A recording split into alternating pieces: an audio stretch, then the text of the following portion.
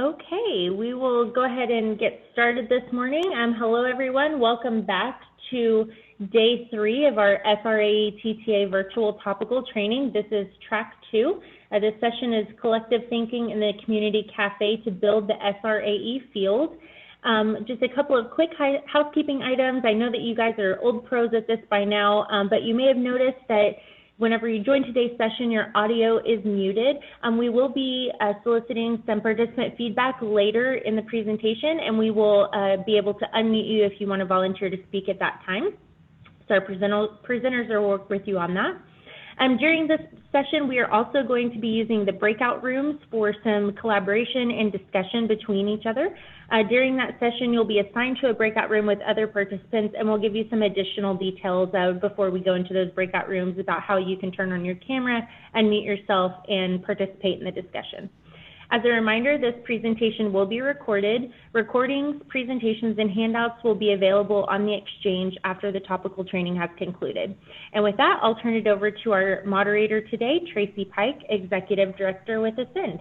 Good afternoon, everyone. It's always a great sign to see so many people on, and we're excited to have you back. Hope you have been really getting a lot of great applicable information. It is my honor and privilege to introduce to you Melissa Wather. In case you have not seen her in the last day or two, she will be guiding us and leading us. Melissa is the National Project Director for Ascend and has over 14 years experience in SRA education. So Melissa? Yeah, thank you. Oh my goodness, you guys, I'm so excited for this third day and to be able to start it out this way because this session is going to be so exciting. We're really kind of flipping the script so that we can hear and learn from you. And so I'm really thrilled about that. I think it's going to be great and give you guys a chance to talk with each other, which is always, I know, a huge positive to these kind of training experiences. We just want to get to know each other better. So this is the chance to do that. And so to do so, we're going to use this Community Cafe approach, and it's really just designed to host meaningful conversations with a group, which is exactly what we want to see happen here. So first, I'll explain the purpose of the Community Cafe and then how the process works, and then we'll dive in and try it out. So over the last couple of days, I'm really hoping that you have received tools and information and resources and things that really excite you and inspire you in the work that you're doing in SRA education. And hopefully you even have some ideas that you want to take back and share with your colleagues. And so keep those things in mind as we go through this session today. An often forgotten and yet really critical skill for strong management is the ability to listen deeply. And so that's really what this session is designed to do. We're going to listen together as a collective and try and surface some assets that we have and find, and maybe even identify some gaps too and things that we need. So I would encourage you to really just listen to each other. Keep that in mind throughout this session. Okay, so what is a Community Cafe? It really is designed to spotlight the collective wisdom of a community and then transform it into action. Rather than solving problems, cafes use questions to surface assets that already exist. And then the Community Cafes support discussions that reveal insights, that clarify resources or strengths that are already present in the community and those that are still needed to help the community thrive. So as project directors and managers in the SRA field, you guys are really at the front lines. And so my hope is that this session will spark dialogue about what might be accomplished in support of SRAE as a collective. So as we talk, we're going to make discoveries and then share what emerges so that we can spark some action. You should have a handout that looks like this. It was in that email with the link for your session. And we'll see, Megan, I'm sorry I didn't ask you to do this beforehand, but if you have access to it and can share it in the chat, that would be great. If not, we're going to go through these together anyway, but you can maybe refer back to it if you have it on hand throughout the session. So through this process, I'm going to ask that we all commit to using these, some cafe etiquette to guide our actions. And so let's go through a few of those. First and foremost, try to use I statements as you contribute your thoughts. Avoid assumptions or trying to speak for the group. This is really time to reflect and gain insight and sharing your own perspective. The second guideline would be to facilitate yourself and others. And that really means just making it possible for everyone to contribute their thoughts, for everyone to be authentic, be open, and listen to one another. There's really no need for anyone to take a leadership role in the small groups. If we all kind of commit to using this etiquette, then the groups will be led just simply by the process itself. Third, have fun. Enjoy yourselves.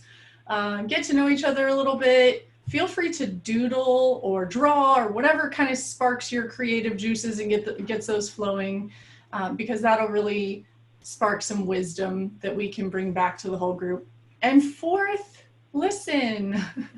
If I haven't said that enough already. As an individual, try to really listen in order to understand what the others in your group are saying and communicating. And then as a group, try and listen together for any patterns or insights and be able to kind of connect the dots. So share what you say and what you hear being said so that you can kind of figure out connections there and what you're all thinking and communicating.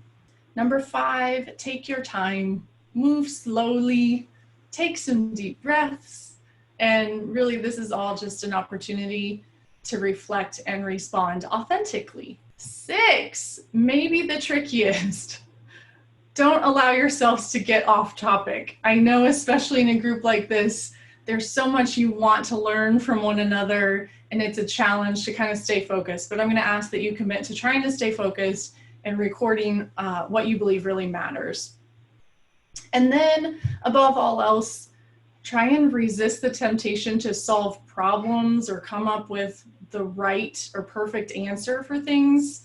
Just be honest. Share whatever is on your mind and on your heart, and then listen to each other, and we'll discover kind of those commonalities as we go. So if we let these guiding principles kind of go before us in this process, then we'll ensure that we all have a voice and are valued, which is really what we want to see happen. All right, let's talk really briefly about the process so you know what to expect. We're going to pose 2 questions. They're designed in advance to kind of generate conversation and dialogue. And as you talk and listen, again, write down those things that you're hearing and that you're saying that you feel are important to capture. We're going to actually use the breakout rooms, as Megan said, so that we can divide into kind of smaller groups for these discussions. And we'll broadcast the question to your group, but so it'll be there to kind of remind you what you're supposed to focus on and discuss. You'll have 10 minutes within your small group to talk and to come up with your ideas, and that should be enough for everyone to have a little bit of time. I love seeing all your hellos. This is fun to see where you're all coming from. And I wish I could be in all these groups. I want to be a fly on the wall in all of them and hear everything, but that's the benefit of the process. We'll get to share together as a large group and kind of glean from the ideas that everyone talked about in your small groups too. So after your small group time and we come back and we share amongst the large group, then we'll do that process again. We'll have a second question. You'll go into the breakout rooms again. You'll have 10 minutes to discuss, and then you'll come back and we'll share as a large group. So Megan is going to guide us as we go into the breakout rooms. And here is your first question to discuss.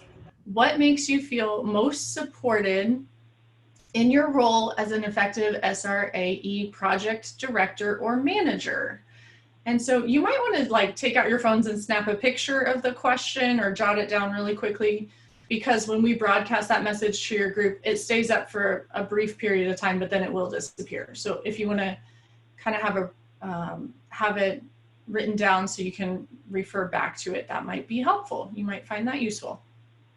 Again, you'll have 10 minutes to discuss the question, so remember to share your own unique perspective, write down things that matter, and then begin to notice those patterns or themes that are emerging from your discussions.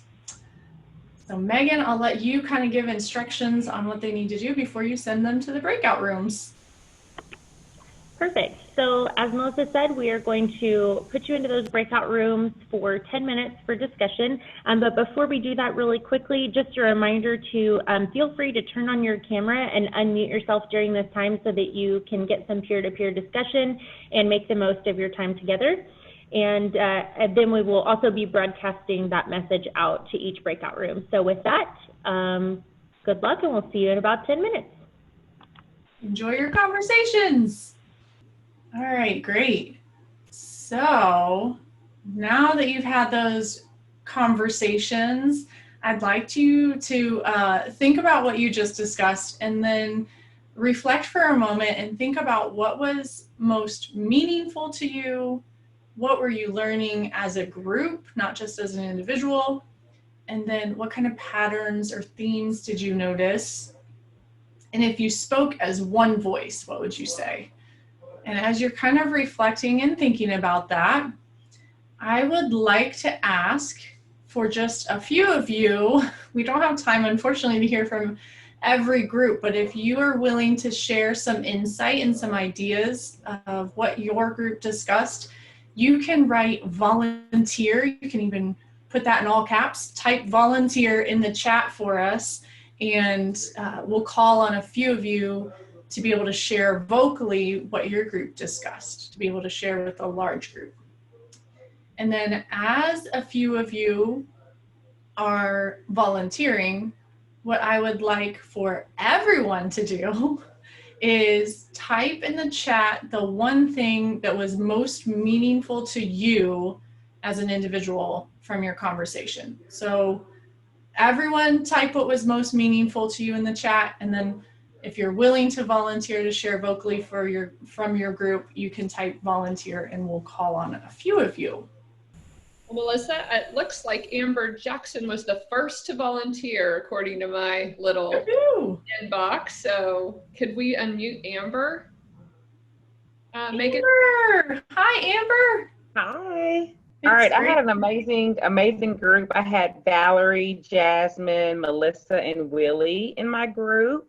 And it was just wonderful speaking with each and every one of them. I recognized Valerie from a previous conference in DC, so it was really cool. But one of the things, I'm going to share just kind of combined what we said as far as feeling supported in our roles, was having an amazing supervisor, a supportive supervisor that we can go to that's an advocate for the program. As well as having a great project officer where we can go to and get technical assistance as needed, having questions answered in a timely fashion. We did talk about like how there has been some turnover with some of us as it relates to a project officer, and so talking about the shoes that are needing to be that are going to be filled with the new person in place. So we're excited about that as well. And then we also talked about taking a team approach when you work with the team, working with a team of other program directors or coordinators within your agency, being able to like bounce ideas off of each other and feed off of those ideas, finding out what works best, what has not worked, and then kind of coming together and kind of taking a team-oriented approach. And I think I kind of combined everybody's answers into one. Nice work. And thanks for being our first volunteer. That's great. Awesome. I love hearing all that. Hey, Melissa. Yeah, good job, Amber, too, by the way. But Melissa, it looked like Sharon Robertson Jones volunteered someone else. So I don't know if that counts, Sharon. But it does look like the next volunteer was Dara. Thank you. I had a wonderful group as well. Amber shared some common themes in terms of good management and a good team that's equally invested. And part of what we consider good management had to do with trusting the judgment of the manager, especially when there's turnover in upper management and they kind of trust that you've been there for a while and that they let you do what is best. And also good management means that they're curious and supportive and eager to learn from what you have acquired, you know, within those years of already implementing. And community support, when we have that community buy-in and champions from different that come back, also makes you feel supported. And lastly, we talked about having a wonderful group of SRAE educators, especially in a time that's so dynamic, that are willing to do what is necessary to get the job done. And my group included Gabe, Patty, and Maya, and it was really nice to hear the, you know, we had some that have been implementing for 2 years and others that have been there since '99. So it was a great discussion. So cool. Awesome. Thank you for sharing that with all of us. Do we have one more? I'm just going to make a really quick comment. Devon Johnson did not say what to share necessarily, but I felt like the comment was very powerful to what we're doing right now. Devon said meaningful was knowing that there are other organizations doing similar work and being able to empathize with each other regarding similar strengths and struggles, which is the focus of exactly this community cafe, so that we could, you know, link arms together and strengthen one another. I love that comment from Devon. I just want to point that out. Let's see, other people to volunteer. No one else said they would volunteer. So. Well, that's good. You volunteered for someone and sharing their great comment, so we'll count that. That works. I'm hoping that you guys can maybe even take a minute to sort of scroll through and see what everyone shared and see if there are other insights from people that weren't maybe in your group that you could really benefit from their ideas also. Okay. I like that Penny, you know, mentioned the challenge we're all facing together right now. Penny McCrae says we are all facing challenges during COVID, but we're all making the necessary adjustments to our programs to keep it going, just like we are today. You know, this whole Zoom, we were talking while you were in a breakout about just how we so wish we could ride up in the elevator and sit down at lunch with one another, but hopefully this is somewhat of a, you know, compensation to getting to have conversations with each other. But we're doing the hard work even during this unprecedented time. Yep. Yeah, I loved that. And I mean, what an inspiring sort of sentiment that Dara had expressed, and, you know, others that we've heard through the conference, that, you know, you're rolling with it and you're figuring out ways to still be there for the youth. And I mean, that's incredible. It gives me goosebumps. It's cool to be around such inspiring people. So good on you. Right. And Linda Doring says the most common theme was the program directors and managers is the excitement and affirmation that students' lives are changed. She didn't say it exactly like that, but she said that affirmation that we receive from the students. That is so compelling. It's what we're here for, right? Is to change lives. Yeah. And when you hear from them that what you're teaching is really resonating and empowering them, there's simply nothing better. I mean, that's why we do it, right? So, okay, well, let's move on then to our second question. Question number 2. What has been most effective in expanding the reach of the SRA field in your community, state, region, and beyond? So again, we'll go through the same process that we did for the first question, where we discuss in small groups. You'll have 10 minutes to discuss the question, and then remember again to share your own perspective, write down what really matters and try to notice patterns or themes in the discussion that you have. And then we'll come back and share as a group. All right, it looks like most of you are back. There are a few people still coming in there, but it looks like the rooms are closed. So that means conversations, unfortunately, have ended. But we fortunately get to share what you discussed with each other and all kind of benefit from each other's ideas. So again, if you are willing to volunteer, type volunteer in the chat there, and we'll call on you and get you unmuted so you can share with us. So we're looking for a few people to volunteer, and type volunteer there. You can't voluntold anyone. I liked that. I like that. Unless maybe they had intended to share. I don't, that's okay too. But yeah, if you're willing to share, type volunteer. And then for everyone, if you would share the thing that was most meaningful from your conversation, share that in the chat here so that we can hear from each other. Looks like Devon has volunteered. Awesome. Yay. Thank you, Devon. Hi. Hey. Hi. So I volunteered myself this time. Thank you. Awesome. Thanks. Okay. So what was most meaningful to me in my session? We had a great session. I think what was most meaningful we talked about is the curriculum that we use. The question was, well, let me answer the question first. What has been the most effective in expanding the reach of SRAE field in the community? What I mentioned in our group is that, there's a difference between the sexual risk reduction program and the sexual risk avoidance program. And in our community, there are organizations that, there's different organizations that teach SRA and some teach SRR, and it's kind of like competitive.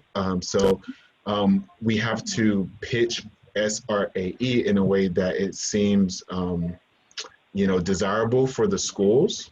I know sexual risk reduction is perceived that they're given a more comprehensive approach, teaching the students everything that they need to be sexually safe. And it appears as though SRAE is just teaching youth, to not have sex, but that's not the only thing that we're doing. We're teaching them how to make healthy decisions with the optimal health model, teach them about character development, healthy relationship building skills, career and educational success, all these factors that can help prevent them from making risky choices. And I think what helps us to expand in our schools and communities is explaining what our program really is about.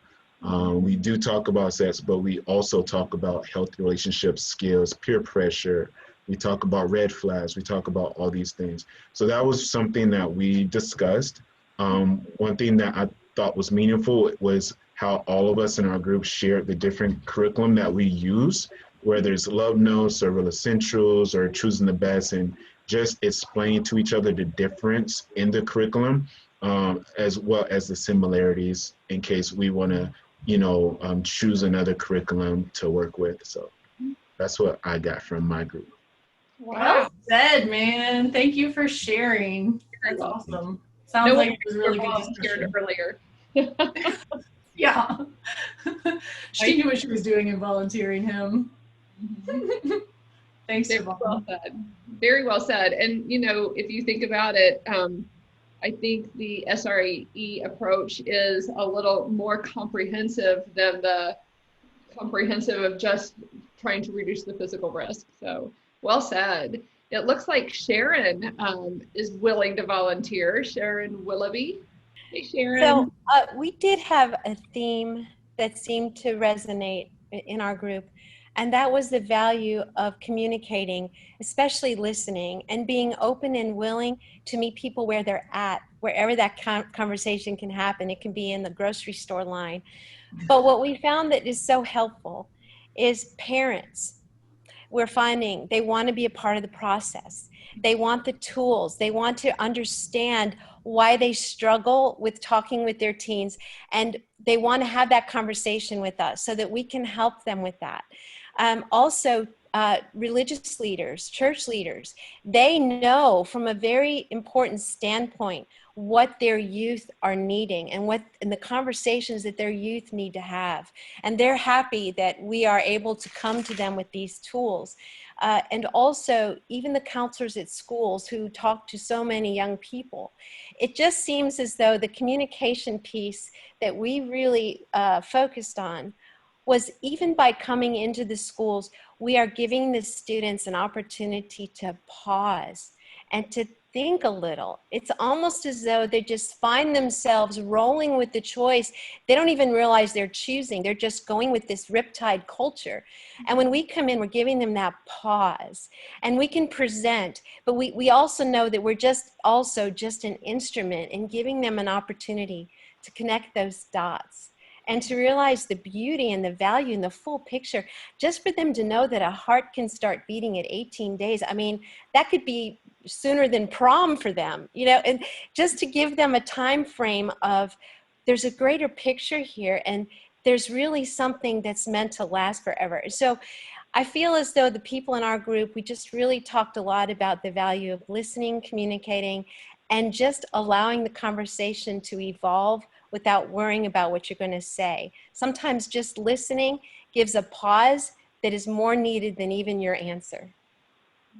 Oh, I love that. And I love the concept or the feeling that you get when you hear that, like taking that pause. Like we all kind of need a beat sometimes to step away from life and really think through some of those deeper thoughts and decisions and things.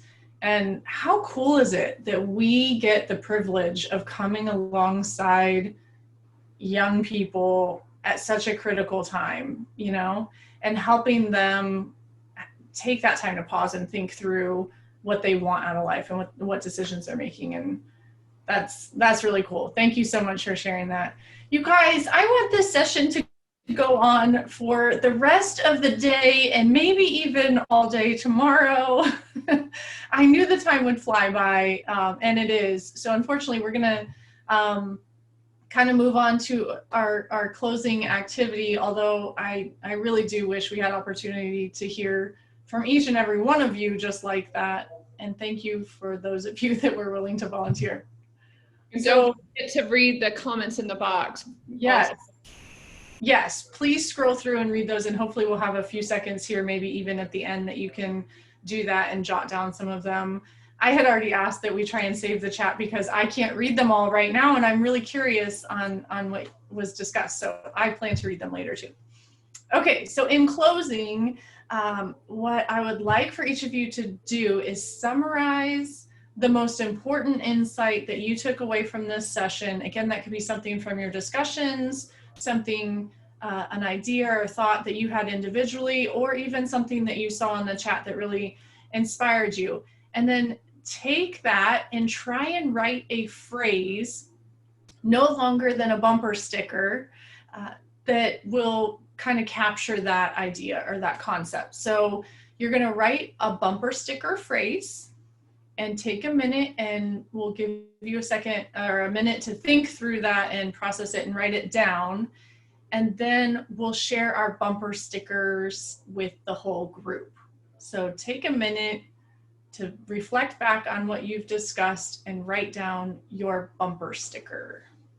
Oh, and no, you don't have to write it in the chat. Sorry, you can write it just on your own notes. We're going to actually use this really cool feature so that we can all see your bumper sticker in just a minute. I just wanted to give you a minute to kind of think through and process it and jot it down on your own on a scrap piece of paper or whatever you have near you.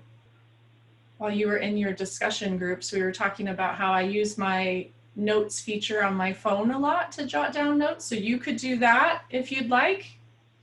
Making it, okay, be the change you want to see. Yes, optimal health equals positive futures. That's a cute one, yeah. Yeah. Let's talk. Yeah, that's a good one. That's cool. All right, cool. Just another couple seconds. Did you see SRAE wrapped around me? Cute. Look at that. Someone's a poet. It's your job, talk. That should be prefaced by parents, educators, community, right? Yes. Our jobs. You got to surround these young people. Find a kid and love them. And I like all the stars. Look at you guys really trying to pep it up. All right. Thank you. Megan, if you're willing to, oh wait, I have to do that, huh? I'm gonna try sharing my screen again here. Okay, so we're gonna try and share or save those bumper stickers and those whiteboards because I think that's really cool. It sort of takes the place of this idea of just sticking Post-it notes on a wall or on a flip chart. We can use the whiteboard. So maybe that gave you an idea if you hadn't ever used that before. It's a new feature that maybe you could use with youth. It's kind of fun. If anyone has anything else, any other questions or final comments that they'd like to share that they didn't feel they had opportunity to do throughout the session, please go ahead and use the chat feature there to do that.